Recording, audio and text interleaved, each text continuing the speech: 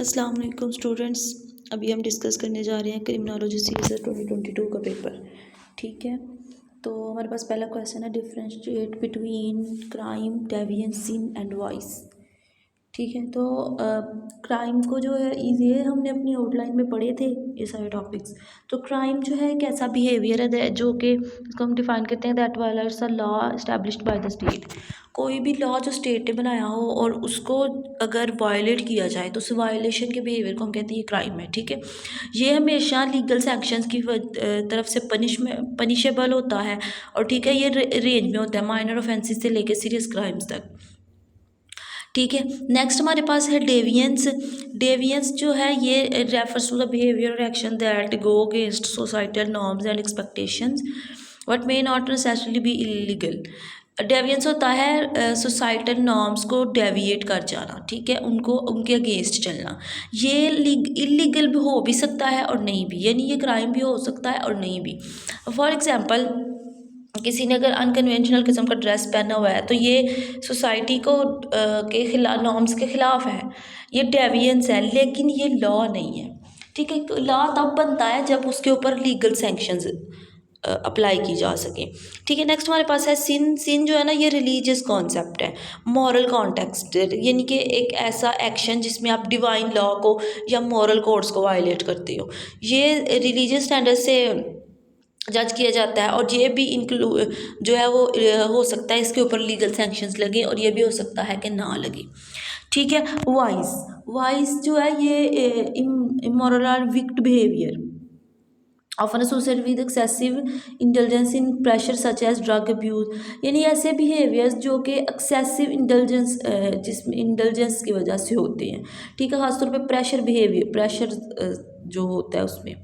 ठीक है, just like drug addiction, यानी कि ऐसा कभी कभी ऐसी सिचुएशन जिसमें आप उसके अलावा और कोई आपके पास कोई और ऑप्शन नहीं होता, तो ये वॉइस होता है। ठीक है, ये भी क्रिमिनल भी हो सकता है और नहीं भी हो सकता है, ये डिपेंड करता है आपके लीगल एंड सोसाइटल कॉन्टेक्स्ट के ऊपर। ठीक है, नेक्स्ट हमारे पास है इसी क्वेश्चन का दूसरा पार्ट है, crime as a major social problem in Pakistan. Believes about crime as, तो ये हम कैसे समझ सकते हैं कि पाकिस्तान के अंदर क्राइम जो है को मेजर सोशल प्रॉब्लम्स में से एक है। इसमें हम देखें तो हाई क्राइम रेट्स हैं, पाकिस्तान जो है वो उसको पास अंदर जो क्राइम रेट्स वो बहुत तेज़ी से बढ़ रहे हैं। ठीक है, और इसका जो इम्पैक्ट है वो ये है कि पब्लिक सेफ्टी नहीं रही और सोसाइटी एक सेफ जगह नहीं रही। ठीक है, नेक्स्ट हमारे पास है सोशल इकोनॉमिक फैक्टर्स हैं like poverty, unemployment, lake of education, driving, ये सारे क्रिमिनल बिहेवियर्स को लीड करते हैं। और ये अगर क्रिमिनल बिहेवियर को की कॉज है तो ये क्रिमिनल बिहेवियर का इम्पैक्ट भी है। ठीक है, तो सीरियस एक सोशल वाले से वेरी बड़ी सीरियस किस्म की पाकिस्तान को प्रॉब्लम्स का सामना है और एक बहुत भारी कीमत अदा करनी पड़ती है, इसलिए हम कहते हैं कि क्राइम जो है वो पाकिस्तान के लिए एक सोशल प्रॉब्लम है।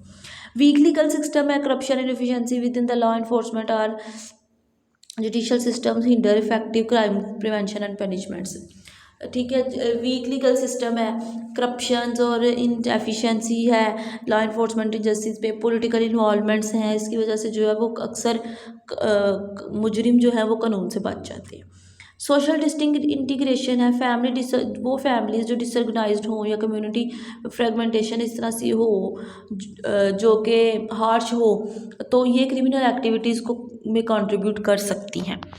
ठीक है, नेक्स्ट क्वेश्चन हमारे पास है meaning of anomie and Robert's mentions theory of anomie. Anomie की अगर हम बात करें तो anomie is a sociological concept introduced by Emile Durkheim referring to the state normlessness और breakdown of social norms and values within a society. ये concept है जो इमाइल डर्खियम ने इंट्रोड्यूस करवाया था और इसका मतलब ये है कि सोसाइटी के अंदर से सोशल नॉर्म्स का ख़त्म हो जाना। ठीक है, सोसाइटी का बिल्कुल नॉर्मलेस हो जाना, इसको हम कहते हैं कि ये एनोमी है। It occurs when individuals feel disconnected from societal goals and regulations often leading to feeling confusion and alienation. ठीक है। ये तब होती है जब जो लोग हैं वो सोसाइटल गोल से और रेगुलेशन से बगावत करना शुरू कर देते हैं। ठीक है। तो नेक्स्ट हम बात करते हैं Robert Benson theory of anomie की। रॉबर्ट बेंसन स्पेटिदर concept through the strain theory. ठीक है। इसकी थ्योरी को स्ट्रेन थ्योरी भी कहते हैं। अकॉर्डिंग टू मर्टन, इसके मुताबिक, इसकी थ्योरी के मुताबिक, anomie rises when there is distinction between culturally approved goals and the means available to achieve those goal. ये कहता है एनोमी वहाँ पे एग्जिस्ट करती है जहाँ पे जो कल्चरली अप्रूव्ड गोल्स हैं, एक तो गोल्स है ना, उनको फुलफिल करने के लिए उस तरह से रिसोर्सेज ना हो। ठीक है। तो आप अपने गोल, वो सोसाइटल गोल्स को अचीव ना कर सकें, ये चीज़ जो है ना एनोमी क्रिएट करती है।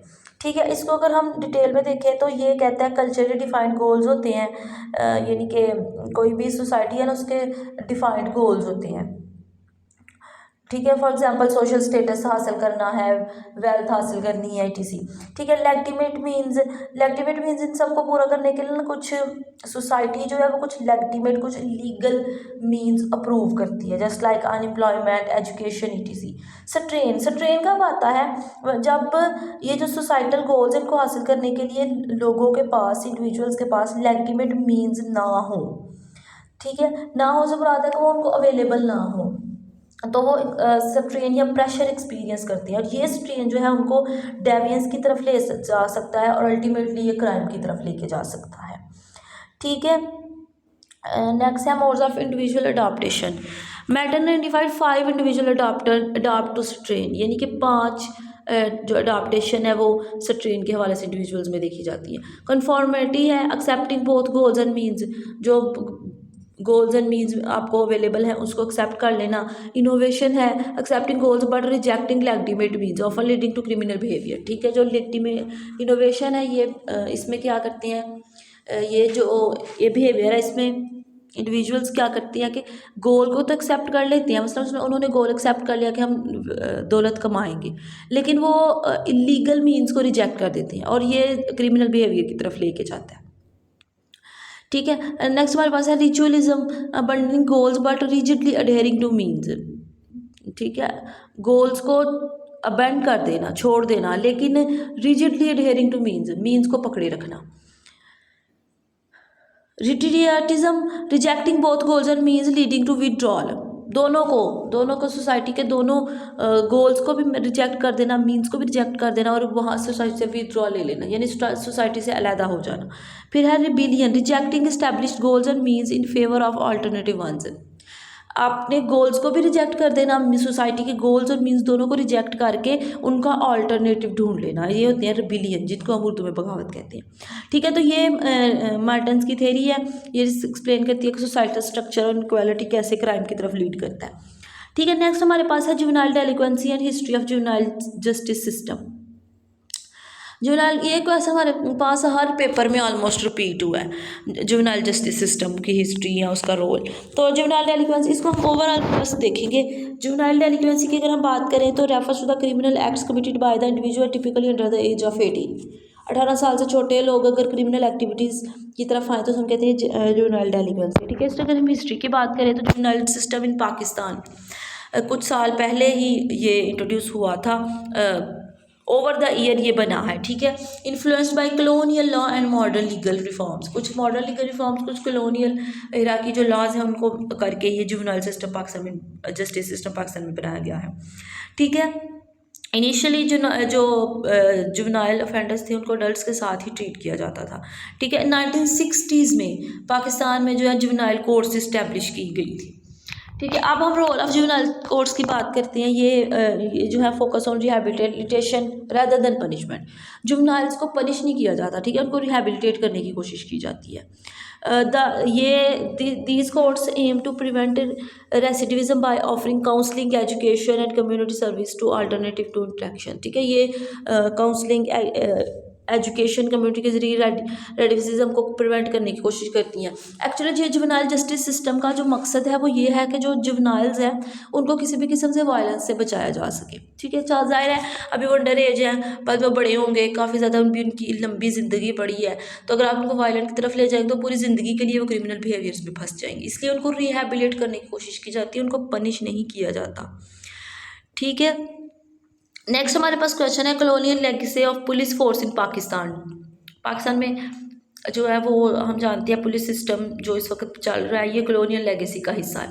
ठीक है, तो creation of police force, the police force in Pakistan has its tool in colonial era. ठीक है, कॉलोनियल एरा में बनी थी, ब्रिटिशर्स ने इस पहली दफ़ा यहाँ पे पुलिस डिपार्टमेंट को इस्टेब्लिश किया था। द ईयर वाज 1861 जब पुलिस एक्ट पास किया गया था और ये इसने मॉडर्न पुलिस सिस्टम की बुनियाद रखी थी। उस वक़्त पुलिस डिपार्टमेंट का मकसद था एक डिसिप्लिन फोर्स एक ऐसी बनाना जो कि पब्लिक ऑर्डर को मैनेज कर सके। ठीक है, नेक्स्ट हमारे पास है circumstances of independent police force establishment.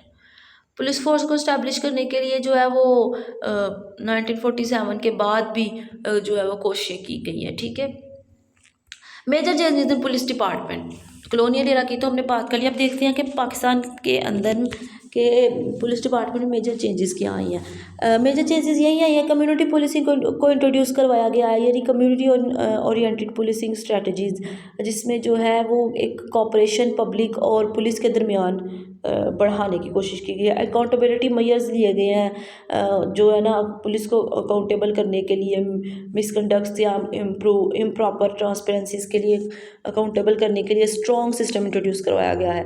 ठीक है, training and capacity building training programmes को इन्हेंस किया गया है ताकि पुलिस ऑफिसर्स की प्रोफेशनलिज्म और स्किल्स को इन्हेंस किया जा सके। ठीक है, टेक्नोलॉजिकल एडवांसमेंट्स की गई है, मॉडर्न टेक्नोलॉजीज़ को इन्वेस्टिगेशंस का और इंटेरोगेशंस का हिस्सा बनाया गया है। ठीक है, तो ये हमारे पास पाकिस्तान के अंदर पुलिस डिपार्टमेंट की हिस्ट्री और उसमें जो मेजर चेंजेस आई हैं वो थी। नेक्स्ट क्वेश्चन है legal ethical guidance for investigated gender based crimes.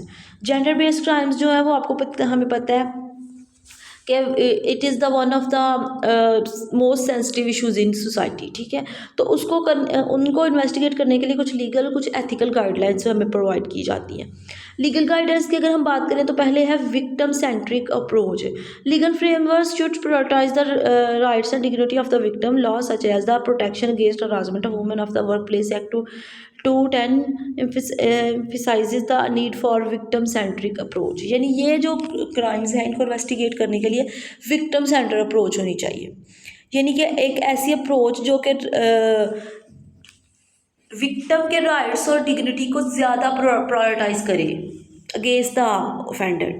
ठीक है, इसके लिए पाकिस्तान के अंदर जो है एक लॉ भी पास किया गया था 2010 में, protection against harassment of women at work place act. ठीक है, ये कहता है कि एक विक्टिम सेंट्रिक अप्रोच होनी चाहिए, यानी कि जो विक्टिम है कानून को उसका साथ देना चाहिए। नेक्स्ट है कॉन्फिडेंशियलिटी प्राइवेसी। चूँकि इन्वेस्टिगेशन जो जेंडर बेस्ड क्राइम्स हैं वो बड़े सेंसिटिव होती हैं, इसलिए इन्वेस्टिगेटर को चाहिए कि जो विक्टिम्स की प्राइवेसी की रिस्पेक्ट करे। ठीक है, उनकी आइडेंटिटीज़ और पर्सनल डिटेल्स को कॉन्फिडेंशियल रखे। ठीक है, फॉर एग्जांपल किसी सेक्सुअल असॉल्ट के केस में अगर आप किसी विक्टिम की आइडेंटिटी को डिस्क्लोज़ कर देती हो तो वो जो फ्यूचर में उसके लिए ज़्यादा विक्टिमाइजेशन का बायस बन सकती है। ठीक है, फिर है informed context. Victims should provide informed consent before an investigation और collection of evidence, specially in sensitive cases. Investigation से पहले स्पेशली आप किसी सेंसिटिव इशू की, फॉर एग्जांपल सेक्सुअल हरासमेंट की इन्वेस्टिगेशन कर रहे हो तो विक्टिम को इन्फॉर्म करना ज़रूरी है। ठीक है, उसको बताना, डिटेल से बताना कि इन्वेस्टिगेशन में या कलेक्शन ऑफ एविडेंसेस में क्या होगा। ये इसलिए ज़रूरी है क्योंकि इन्फोर्समेंट एजेंसीज और विक्टिम्स के दरमियान एक ट्रस्ट को कायम किया जा सके। ठीक है, नेक्स्ट हमारे पास है प्रॉपर डॉक्यूमेंटेशन। सारे एविडेंसेस की जो है ना वो प्रॉपरली डॉक्यूमेंटेशन होनी चाहिए। ठीक है, लीगल स्टैंडर्ड्स को इंश्योर करना चाहिए। नेक्स्ट हमारे पास है gender sensitivity training. Law enforcement professionals को स्पेशल ट्रेनिंग की देने की ज़रूरत है कि हाउ दे शुड बिहेव और how they should deal gender based crimes. ठीक है, नेक्स्ट हमारे पास कुछ एथिकल गाइडेंस हैं। नॉन जजमेंटल बिहेवियर होना चाहिए। इन्वेस्टिगेटर को जो है ना वो सोसाइटल, चूँकि विक्टिम पहले ही सोसाइटल स्टिग्मा को फेस कर रहा है, इसलिए इन्वेस्टिगेटर को चाहिए कि वो कैसी अप्रोच बनाए जो बायसेस से बिल्कुल आज़ाद हो। ठीक है, support and referral services providing victims with support services. Victims जो हैं यहाँ पे जेंडर बेस्ड क्राइम्स के वो बहुत सेंसिटिव होती हैं, ठीक है। तो उनको सपोर्ट सर्विस प्रोवाइड करनी चाहिए, just like counselling, legal aid वगैरह, ठीक है। इसमें जो है वो पुलिस डिपार्टमेंट जो NGOs वगैरह के साथ भी कोलैबोरेट कर सकता है। नेक्स्ट हमारे पास है cultural sensitivities. Investigator should be aware of cultural norms that may impact victims willingness to report crimes, ठीक है। इसको कल्चरल कंसिडरेशन को भी सामने रखना चाहिए।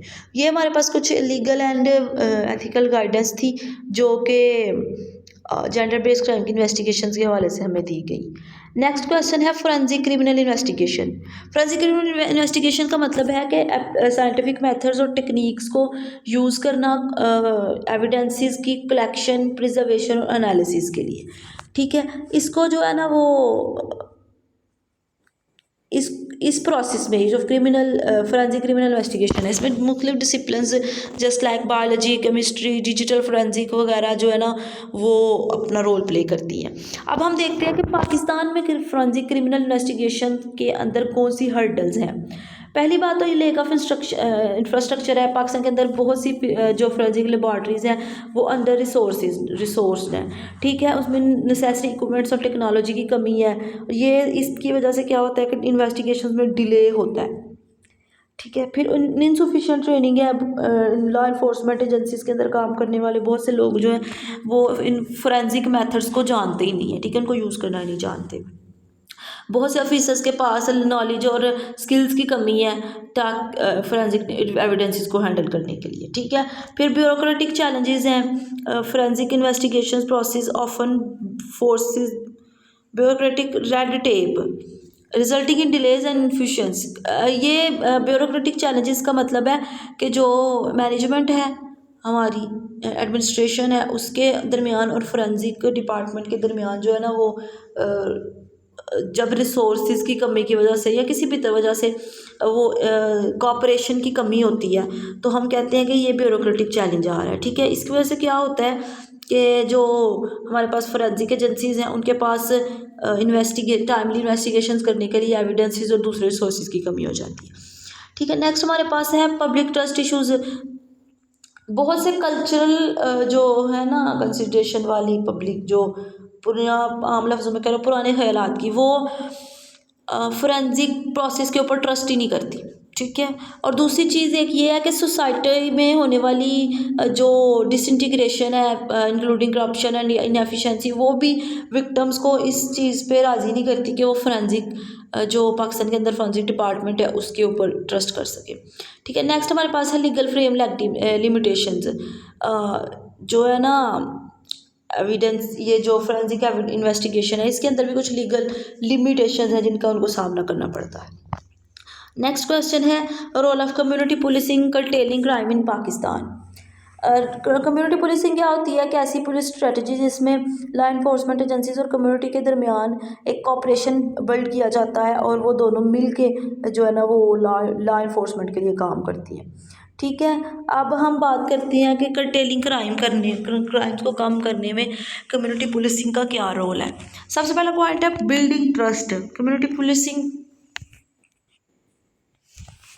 पुलिसिंग जो है ना वो इस चीज़ को इंश्योर करती है कि पुलिस और कम्युनिटी मेंबर्स के दरमियान, सिटीजन्स के दरमियान ट्रस्ट को बिल्ड किया जा सके ताकि वो इंकरेज हों क्राइम्स को रिपोर्ट करने में और लॉ इन्फोर्समेंट एजेंसीज को कोऑपरेट करने में, ठीक है। नेक्स्ट हमारे पास है प्रिवेंटिव मेजर्स। ये जो जब कम्युनिटी पुलिसिंग स्ट्रक्चर में इन्वॉल्व होती है तो पुलिस जो है वो ज़्यादा बेहतर तरीके से क्राइम को आइडेंटिफाई भी कर सकती है और कुछ प्रिवेंटल मेजर्स भी जो है वो बताए जा सकते हैं। जैसे एग्जांपल लोगों को कहा जाए कि आप अपने इर्द गिर्द नज़र रखा करें और अगर कोई भी आपको मशकूक चीज़ नज़र आती है तो पुलिस को इन्फॉर्म करें। ये कम्युनिटी प्रिवेंटिव मेजर है। नेक्स्ट हमारे पास है problem solving approach. Community policing promotes collaborative problem solving allowing law enforcement to address root cause of crime. ये कम्युनिटी पुलिसिंग ऐसे प्रॉब्लम सॉल्विंग को इंश्योर करती है जो कि क्राइम के रूट कॉज तक पहुंच सकता है, ठीक है। नेक्स्ट हमारे पास है इन्हेंसिंग विजिबिलिटी। ये जो कम्युनिटी पुलिसिंग है ये रेगुलर पेट्रोलिंग्स और कम्युनिटी इवेंट्स जो है ये पुलिस की जो विजिबिलिटी है उसको इन्हेंस करती है। ठीक है। Education and environment awareness, community policing जो है वो सिटीजन्स के दरमियान प्रिवेंटिव स्ट्रेटजीज़ के हवाले से या क्राइम्स को कंट्रोल करने के हवाले से जो है वो एजुकेशन और अवेयरनेस प्रोवाइड करती है। लास्ट क्वेश्चन हमारे पास है role of FIA controlling organised crimes in Pakistan. FIA जो है इसको अगर हम डिफ़ाइन करें तो ये एक ऐसी लॉ एनफोर्समेंट एजेंसी है जो पाकिस्तान के अंदर रिस्पॉन्सिबल है बहुत से ऑर्गेनाइज्ड क्राइम्स को काम करने। FIA का जो है ना काम वो ऑर्गेनाइज्ड क्राइम की तरफ है, just like human trafficking, cyber crimes, drug trafficking, corruption ETC। ठीक है। तो इसके रोल की हम बात कर लेते हैं। स्पेशलाइज्ड यूनिट है FIA के पास, स्पेशलाइज्ड और डेडिकेटेड यूनिट्स हैं ऑर्गेनाइज्ड क्राइम को कंट्रोल करने के लिए, just like anti human trafficking unit है जो ह्यूमन ट्रैफिकिंग को फोकस करता है, साइबर क्राइम विंग है। ठीक है। ये इसी तरह दूसरे ड्रग एडिक्शन के हवाले से, ड्रग ट्रैफिकिंग के हवाले से, करप्शन के हवाले से यूनिट्स हैं। ठीक है। नेक्स्ट हमारे पास है collaboration with international agencies. FIA जो है international agencies just like Interpol के साथ भी इंटरेक्ट करता है ताकि ऑर्गेनाइज्ड क्राइम को रोका जा सके। हम जानते हैं कि ऑर्गेनाइज्ड क्राइम्स के अंदर सिर्फ एक कंट्री के भी लोग इन्वॉल्व नहीं होते, एक से ज़्यादा हो सकते हैं। ठीक है। प्रोसिक्यूटिंग ऑफेंडर्स है FIA जो है ये एविडेंसेस गैदर करता है और प्रोसिक्यूट करता है ऑर्गेनाइज्ड क्राइम के अंदर शामिल इंडिविजुअल्स को। ठीक है। पब्लिक अवेयरनेस कंपेन्स, इसके अलावा जो है FIA पब्लिक अवेयरनेस कंपेन्स चलाता है ताकि सिटीजन्स को ऑर्गेनाइज्ड क्राइम्स के हवाले से एजुकेट किया जा सके। ठीक है। Police recommendation, FIA also advises the government on policy changing needed to strengthen laws and regulations को स्ट्रेंथन करने के लिए, चेंज करने के लिए ये गवर्नमेंट को एडवाइस भी करता है। ठीक है। So that was all about 2022 paper.